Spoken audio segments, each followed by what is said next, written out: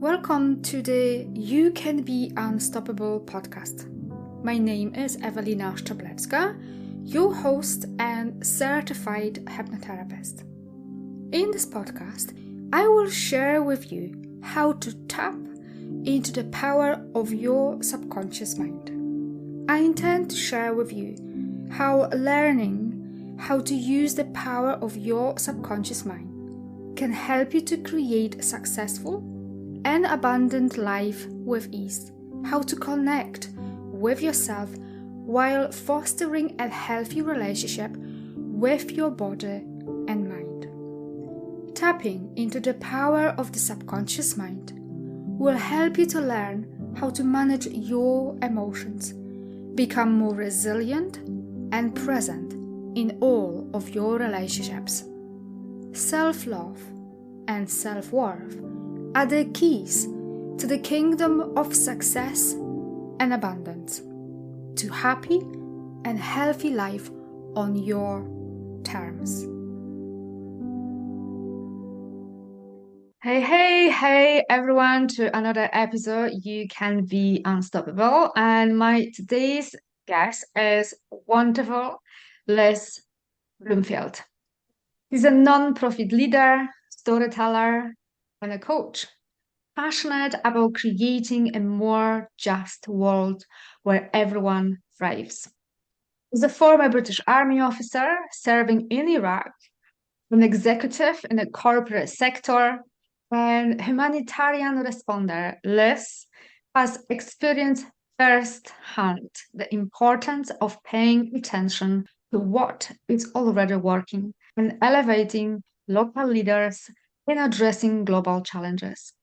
She guides individuals and organizations in reframing their internal narratives even greater by exploring the subconscious stories that we each hold within us. Welcome. Hi, Ewelina. Thanks so much for having me. Amazing. Thank you for being here. And that is quite an impressive background. As someone who also wanted to be in the army but never made it, can you tell me, making a difference in the world, what does that mean to you? It's a great question because I think that is something that for me has evolved over time. When I first set out in my career, the army offered a really practical opportunity for me to, from an early point in my career, make a difference. And I was really fortunate in my career, not only that did I get to work with some incredibly dedicated people, hardworking, loyal, really committed to the work that we did in the army, but I also was so privileged to work alongside local leaders when I was in Iraq.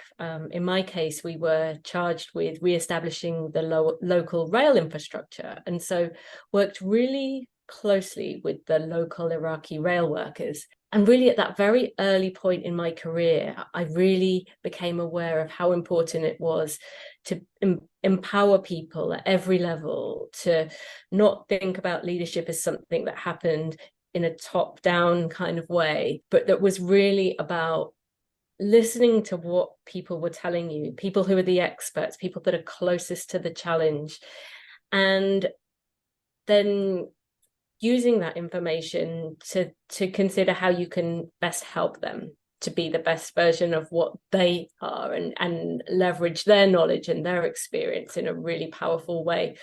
And so that's what making a difference meant to me. And over the course of my career, I've transitioned to different sectors, in the corporate sector and in the humanitarian sector also. But that thread of how can I, in the actions I take each day, be empowering other people to do their very best work?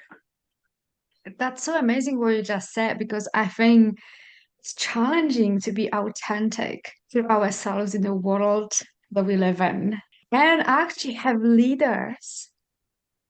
It's hard to come by, to have leaders who encourage that authenticity and then introduces change and manages change from the level where actually matters, which is on the ground with the people who really live those changes in their everyday basis. It's not a top down but bottom up.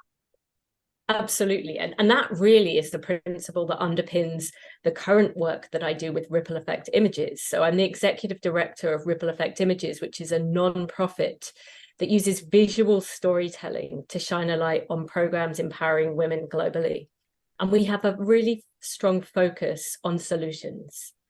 We're very mindful that in the media that we are forced to consume these days, whether that's the TV news or the social media or wherever we go for our information, is that we're bombarded with negative stories and problems and challenges and difficulties and victims. And that's not to underplay how many challenges there are in the world right now. Of course, there are all kinds of different challenges and suffering that people are facing. But actually, the reality also is that people are implementing incredible solutions. They just don't get the same level of attention.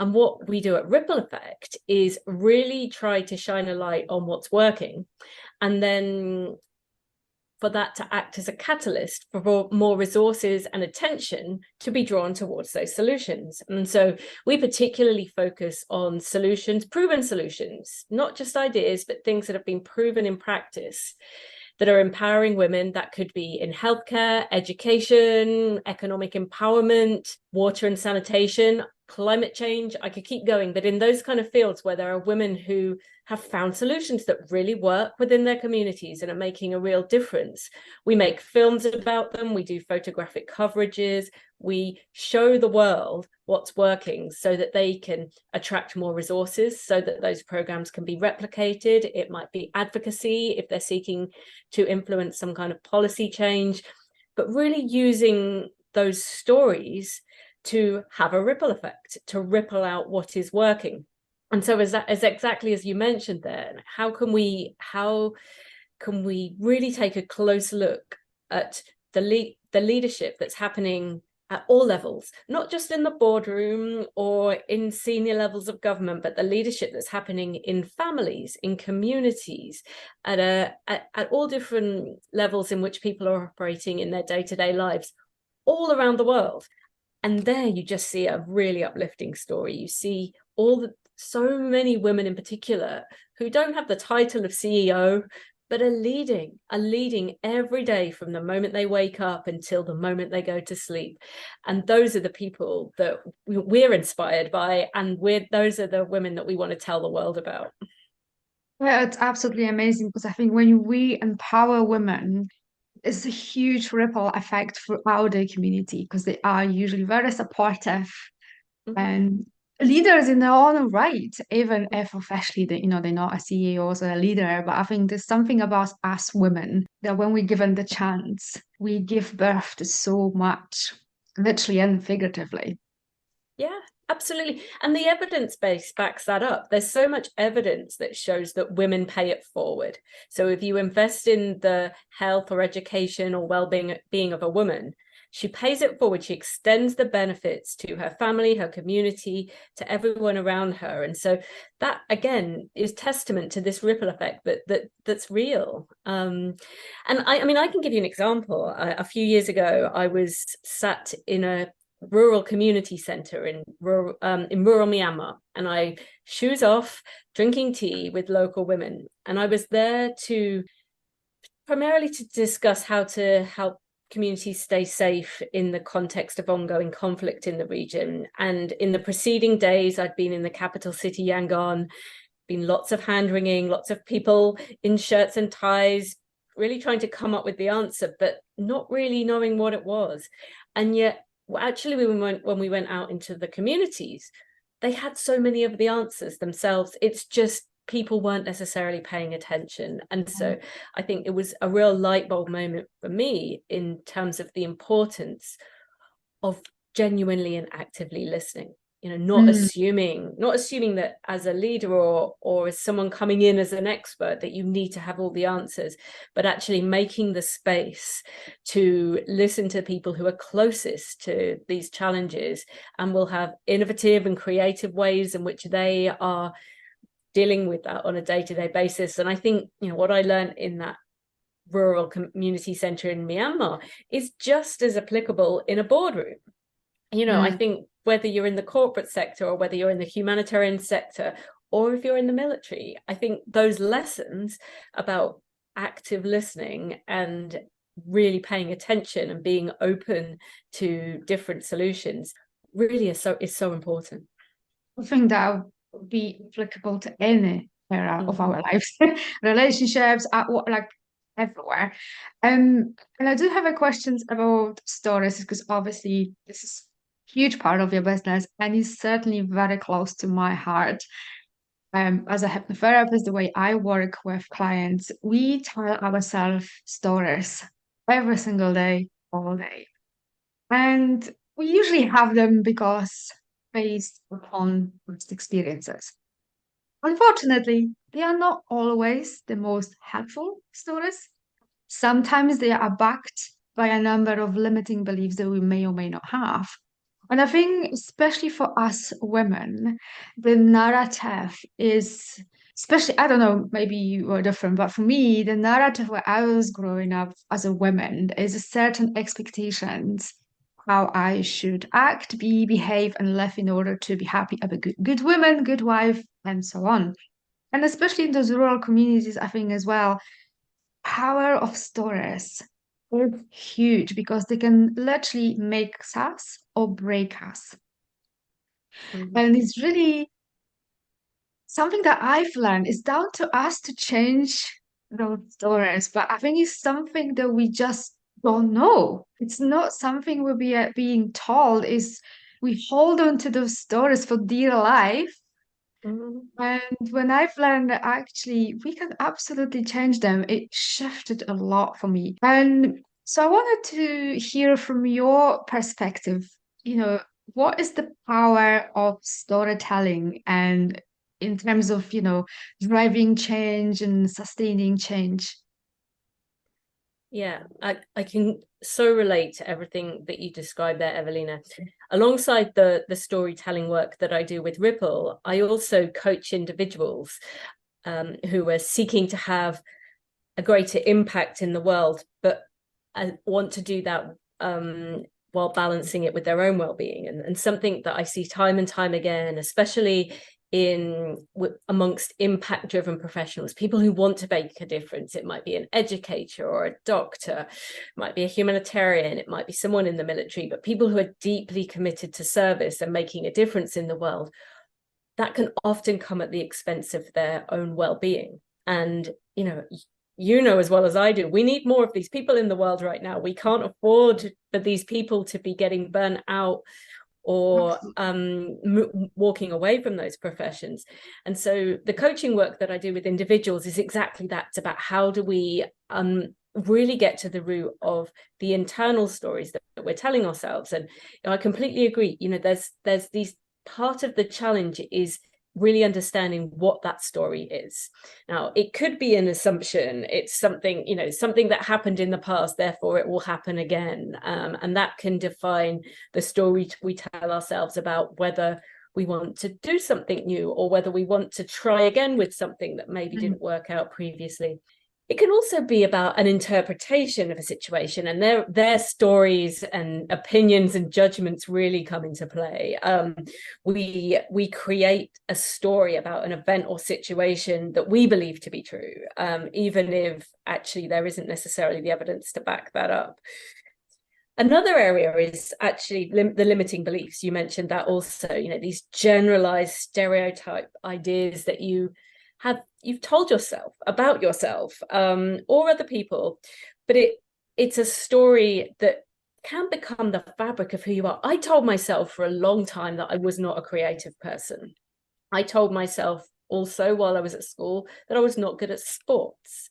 And for a long time into adulthood, I let those two kind of limiting beliefs really become who I was. I would tell anyone that would listen, I'm not a creative person, I'm not good at sports.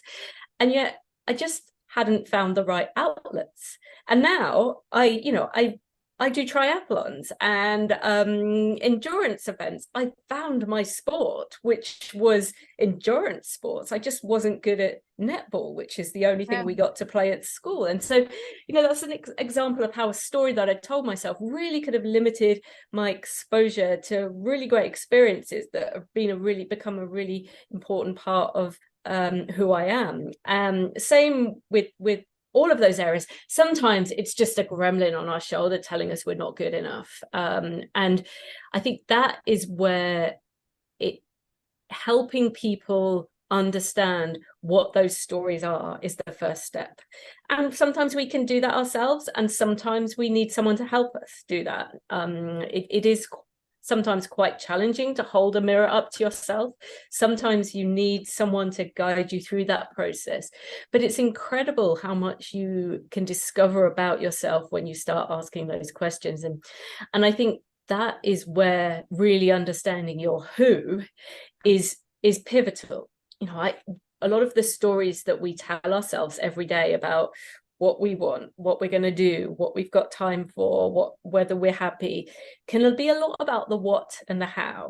It can be about, have I got enough time to do the things I want to do? Have I got enough money to go everywhere that I want to do and have everything that I want? But that's always going to be a treadmill. If you're just always running after a story there about the how and the what, you might be telling yourself a story about something that you don't even want. But if you can get to the who, if you can really get behind what you stand for, what the difference is that you want to be in the world, not your neighbor or your friend or someone on Instagram, but if you can get clear on your who, which, your values, your story, then you're then measuring your happiness against something that you actually want. And I think that's where the stories piece of it really becomes very real. It's like when you can see this story, and I still do it, and I have, I'm very conscious. My awareness continues to build in this work, but still sometimes I find myself driving to work telling myself a story about a day that's just not accurate. It's based on an interpretation or a limiting belief or an assumption, and I think being able to identify that can help you figure out where you need to perhaps focus some attention or get some help. And that's so powerful what you said, because I think it takes a lot of courage to stop and actually look within and assess those stories and those beliefs we have. And we pass a lot of judgment about ourselves. This is what we do as humans. We judge ourselves, and we usually judge the world based upon our stories and our idea of the world. And what kind of came to me when you were talking is that our map of the world, that stories that we have, those beliefs we have, is not actually the reality. It's just my map, your map, someone else's map based upon those stories and beliefs. And when we realize that, I think it gives us a lot of power, because it's not what happens to us, like you kept talking, that affects us. It's the meaning and interpretation that we give it to those situations. Because you can have two people going through exactly the same event, and one will walk away with nothing, and the other is going to have PTSD and trauma or God knows what else. So it's those meanings and interpretations, and you can always change them. You can always give a different meaning, and that's part of the job that I do as well through sessions. And I think that's something that people don't realize about hypnosis, that it's not a magic pill, but we do a lot of assessing and changing the meaning and interpretation that we may have had that are not accurate. They are based upon false interpretations that we've made maybe when we were 4 or whatever it was. But because we've done them for so long, we ended up believing it's true and accurate for us, but we never actually stopped to assess, why do I believe this? Why is this my story? Does it even serve me? And I think when I realized all of that, was like, why did they not teach this at school? It would make such a difference to so many people. Yeah, absolutely. And the word that you said that's so powerful is we can change our stories. There are stories, and so we can make choices. And when you realize that you can make choices, it's very empowering. And I think it's just as applicable in terms of the stories we tell about other people. Sometimes we might be in a place where we're really mad with someone, we're really angry with someone because they've said or done something that we have interpreted in a particular way. Yeah. But actually, when you apply the same kind of model, when you really reflect on the story or the interpretation, and maybe kind of consider it from the perspective of their story, you can reach a completely different place. And so I think the thread that runs through all of it is judgment. It's the extent to which we're exercising judgment over a situation or a person or ourselves, and the story that we attach to that judgment. We have a choice about how much power we give to it, and that's and when you realize that, actually it's hugely empowering. It's hugely empowering because you're like, well, actually it's for me to decide. Nobody else has that power over me, only I do. And that's a real wake-up call. Absolutely. And I think that's where a lot of people gives the power away, because we fear the judgment and we give that power to someone else, that their judgment somehow is more important than how I see myself. It's like, since when? Mm-hmm. Because Mm-hmm. I really believe that the most important relationship that we will ever have is with ourselves.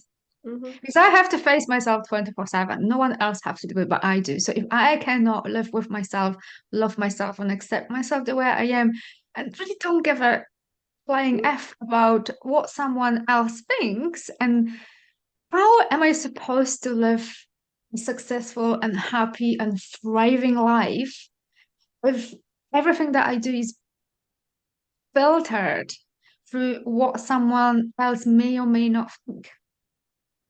It's Completely. crazy. It is. And when you express it like that, it's like, well, yes, of course. And yet actually we all wrestle with that. And I think Yeah. it's, when I look back over my life and I think, how much mental and emotional energy have I just wasted on thought patterns that just didn't serve me, didn't serve any end, really, just cause worry and stress and anger. And I think that's not to say that those emotions won't come up, but I think we can make choices about how long we choose to stay Absolutely. in that space. Yeah.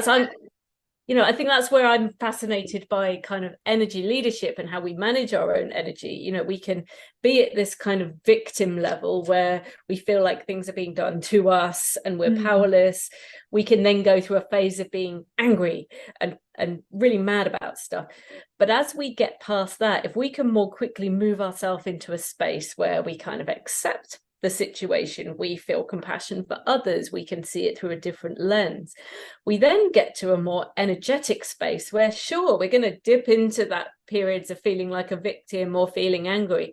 But if we are more conscious, we can take ourselves into spaces where not only are they just a much nicer place to be in terms of feeling a lightness, feeling an energy, but also it's where we can make more of a difference. It's where we can be creative. It's where we can feel joy. It's where we can have wisdom, share our wisdom, engage with others. And I think I think that's the difference is I don't think it's about trying to remove anger and from our lives completely. That's a human emotion. But it's just acknowledging that we make a choice about how long we choose to stay in that state. Absolutely. I fully agree, and kind of links what you said to you've mentioned earlier, that it's not like we won't have those moments, but it's all about how long we choose to stay there. And all humans' emotions are valid. And I like to say there's no wrong or bad emotions. They're all there for a reason. They are there to direct us, to point us that we maybe have some work to do, or there's still some blind spots, some beliefs that we may want to look and explore. So absolutely. And that kind of brings me to something you've mentioned quite a lot of the times, and that's something I've learned from my mentor, is attention. Because where we're paying our attention is so, so huge. And that kind of example I bring is water. So I used to water a lot. And the more I water and the more I think about it, then the better person I am because I water, I think about it, I'm trying to find a solution. But what that does is feeding the water and the anxiety and actually does absolutely nothing to finding the solution. But like you say, when we're paying attention to what's working, what's the solution, what's the positive, this is what we energetically feed. So Mhm. it's so, so important where we're paying attention. And something that my mentor says, we are where our attention is. Mhm.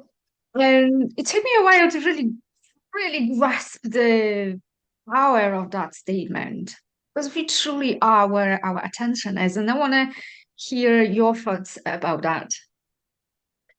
Yeah, I'm fascinated by this topic because I think it's one of those things we hear over and over again about how important it is to be present in the moment. Mm. And it's such easy words to say.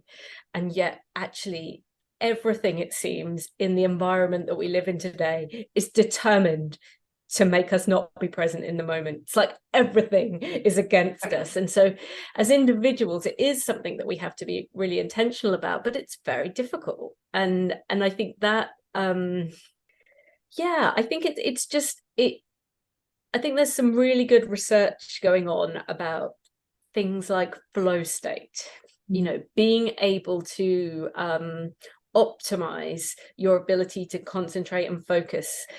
And what's really interesting in those studies is how many different dimensions there are to it, that it's not just about deciding to sit down at your desk and concentrate on something, or sitting down to dinner with a partner and giving them your full attention. Actually, there's a whole lot of other factors that will influence your ability to be present in the moment.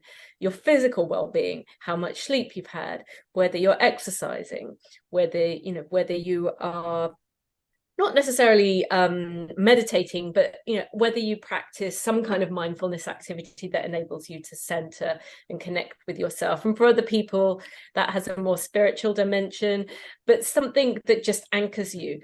And I think what I've realized over time is that although I desperately wish there was a quick fix that would enable you to be more aware, be more present in the moment, actually it's a practice. It's a practice that we have to decide to do every day. And sometimes we'll do a good job, and sometimes we won't. But I think being aware that actually what may be dragging you off course, what's taking your attention away, can enable you to think, well, yeah, maybe I do need to adjust my practice. I have a mixed relationship with my phone. Sometimes it really serves me, and sometimes it's just awful. And Yeah. so, having apps which block it for periods of time, elements of me, I get frustrated when I'm like, why do I need an app on my phone to tell me to stop looking at my phone? And that, I'm like, I wish I had more self-discipline than that. And yet, actually, if that's what it takes, then, use those tools. And I think it's about, as individuals, what do we need to give us, set parameters for ourselves? What are the parameters that we need? I try to, set really good parameters about honoring time to sleep. Because again, there's so many different things that can just worm their way into our periods of rest, and I think that's where we just have to be really conscious and be constantly kind of adjusting our practice so that we can give the best version of ourselves at each point during the day, whether that's at work, whether that's at home, whether that's when we're doing something fun. Yeah, absolutely. And I think that's something that I've also realized is I think because it's a very simple solution or a tool, sometimes we dismiss it because we think because it's simple, it may not work. But actually, the beauty is in simplicity. And in a world where our attention is being pulled in so many different directions, we are being bombarded, like you mentioned, with so much information, and social media are terrible for that. I've got love and hate relationship with those. And to actually be present and in the moment and paying attention for prolonged period of time, it can be challenging when we are very scattered and our attention is keep being pulled in so many various directions, and we are constantly on our phone and this emails and pings and messages. And when I sometimes say to people, something I find people find difficult to accept. I don't have TV, and I haven't had one for many years. And people say, "What do you do?" I was like, "I've got plenty to do. I do not need to distract myself with TV. If I want to watch film, I can watch film. I don't need TV for that." And it's amazing how much we've got used to living very distracted lives. It's Absolutely. And yeah, it mind blowing. it really is. And it's just funny how quickly some of the social norms have adjusted to accommodate some of the technology that we have today.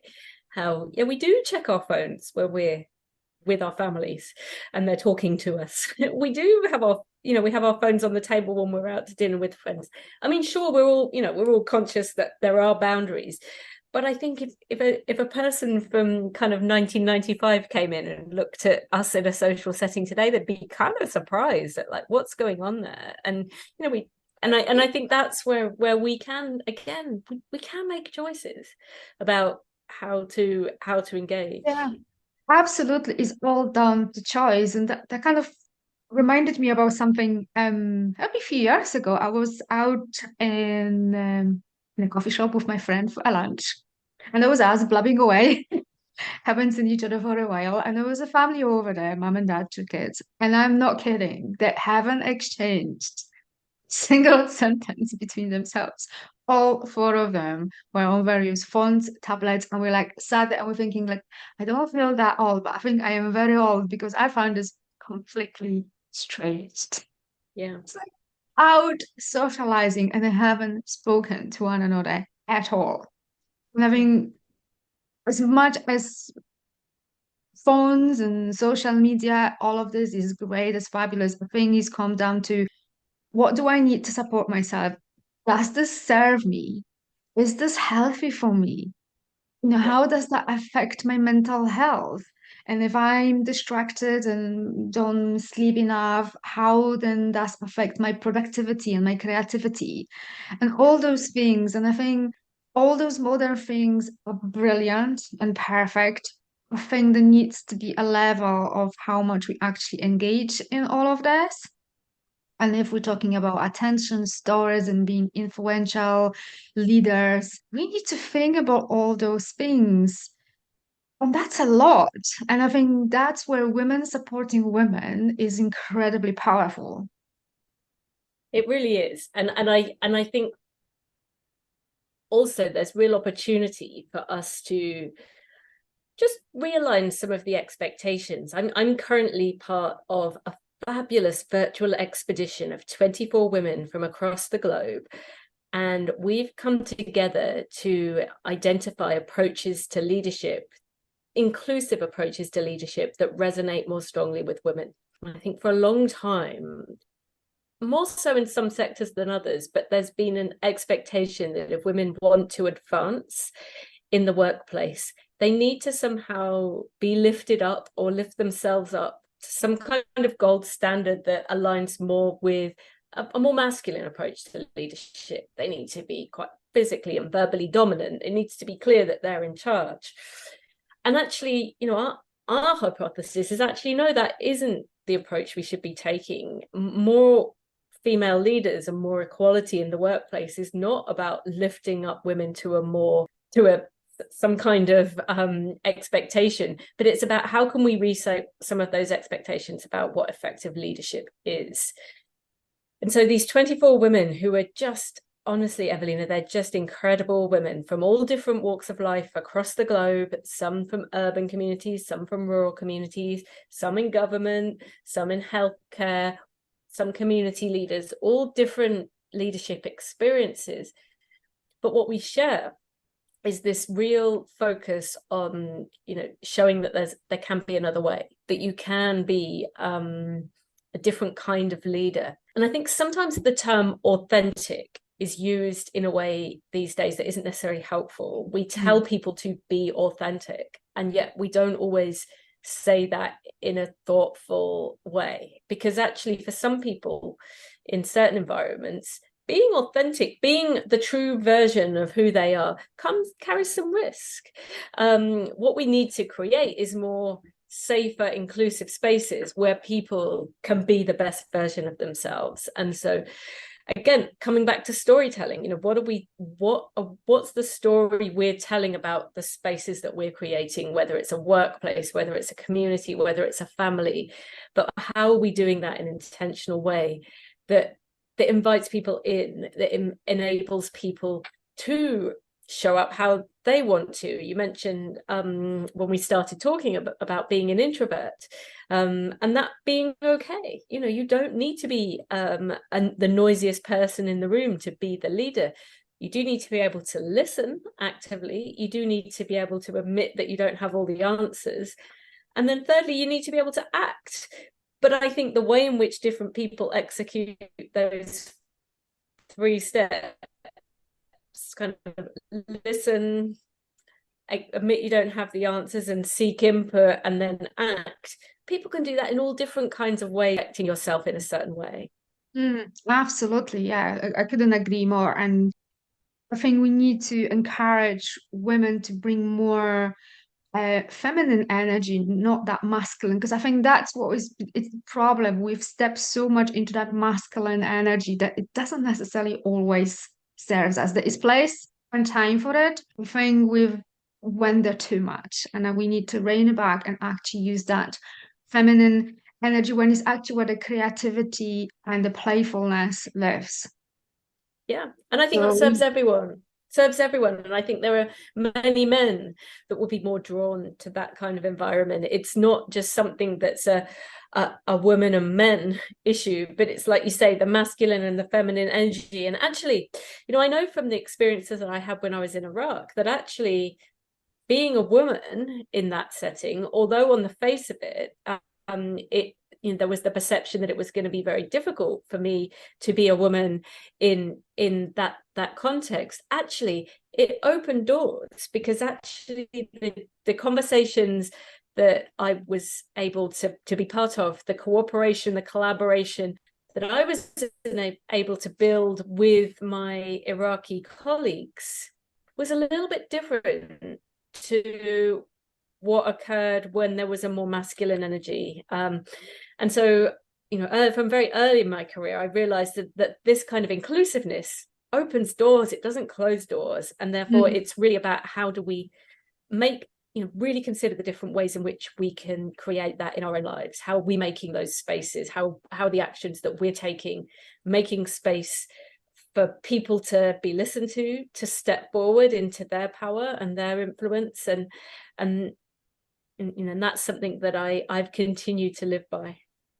awesome. So I could talk to you for a lot longer, but I think we better rein it back. And just one final question. So this podcast is titled "You Can Be Unstoppable," because I certainly and wholeheartedly believe in this. I would like to hear your 3 top tips in terms of how can we be, or develop that unstoppable part of us.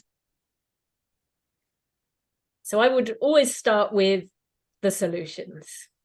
You can be unstoppable because you know what needs to happen in your sphere. And so believe in yourself, look at what's working, use that as the foundation to build upon, and you'll find that you'll just go from strength to strength. So first one is focus on the solutions. My second one is know your who. Who are you? What do you stand for?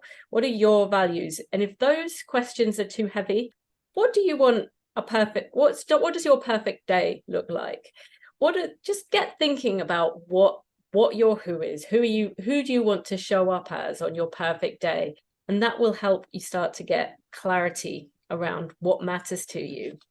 And then the third one is, hang the actions on those 2 things. Once you're clear on what the solutions are, once you're clear on your who, think about the little steps that you could take each day in that direction that support you in that take you from a place of maybe feeling lethargic to one of energy. And it really doesn't matter how small. It's about taking those steps forward inch by inch, centimeter by centimeter, that's okay. But it's making that progress in the direction towards the thing that matters to you. And if you're clear on what that thing is, then any progress that you make will be great progress. Oh, absolutely. One step at a time, just move forward. Love it. Before you go, where people can find you, how they can work with you? Yeah, so if you're interested in finding out more about Ripple Effect Images, the nonprofit focused on visual storytelling, you can find us at rippleeffectimages.org. And if you're interested in finding out more about storytelling, and particularly how to increase your own impact by using storytelling to get out of your own way, you can find me at liz-bloomfield.com. Fabulous. And I wish everyone a fantastic day, night, or wherever you're in the world, and I see you next week. Thank you for listening. If you found value in this podcast, I would like to ask you to leave a positive review explaining how this episode helped you to improve your life. I ask you to do this because this will help other people to improve their lives as well. Share and spread the love all around you. Raise your vibrations to improve your life. If you would like more transformational content like this, connect with me on Instagram. You can find a link in the description of this podcast, and I'll see you over in the next episode.